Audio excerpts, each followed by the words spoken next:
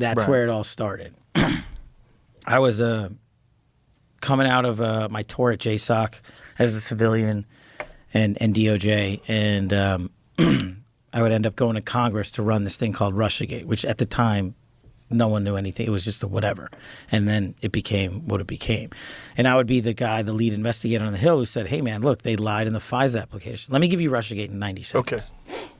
Okay. Could you imagine a time in the United States of America in the 21st century where a political party would go overseas and acquire fake foreign intelligence from a foreign intelligence officer funded by donations to that political party in the United States of America, then take that material, package it, walk it to the FBI, literally, and say, hey, we need you to surveil the opponent of our political party who happens to be running for the president of the United States, then convince the FBI to go into a secret federal FISA court that I used to use to manhunt terrorists and say, hey, I need you to wiretap, essentially, all the comms in and around Trump camp because of the material we gave you, and then have that FBI lie to the federal court and the judge in that warrant application, which is a felony, and intentionally remove information of innocence from that application just to get it above the threshold so the judge would sign it. That's Russiagate. That's what they did. And you remember the years and years of reporting surrounding Russiagate. The FBI would never lie. They would never do that. The leadership there is above reproach. James Comey, Andy McCabe, Peter Strzok. The list goes on. We caught him red-handed. We caught him. You've seen the text messages. You've seen the documentation. You've seen the reports. But when I did that, when I exposed that initially as a staffer on the Hill, Adam Schiff comes out and has his cronies leak to the world that I am acting as a genocidal dictator. There was actually an article that called me... Genocidal Hang on, it gets better. Dictator. Yeah, no, it gets better. How do you get to be a dictator? I don't know. Genocidal one, let alone, right? Like, you know, it's a twofer. His words don't even mean anything anymore.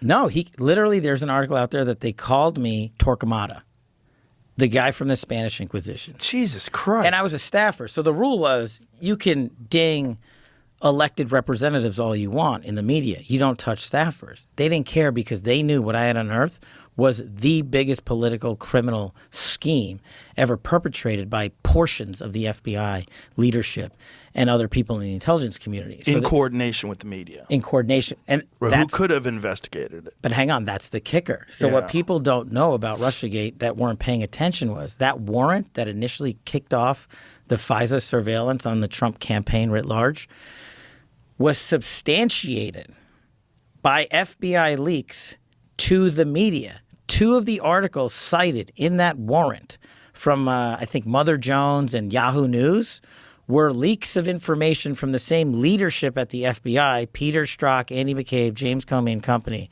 And then they, in the application, would be like, hey, it's not just us saying that Trump's a Russian asset, right?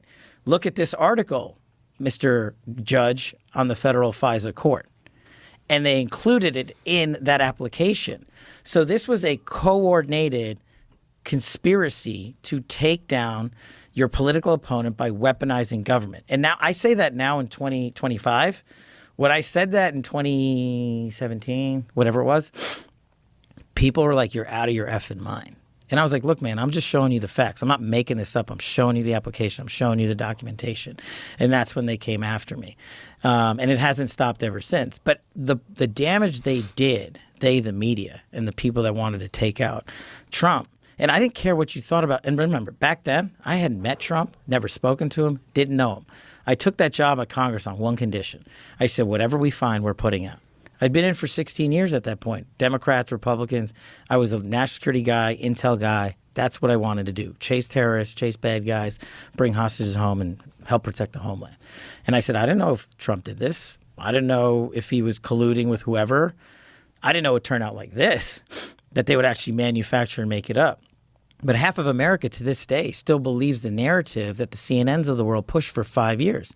And if you look on their shows now, Russiagate keeps coming back up because we keep exposing the documents that showed how bad these guys were.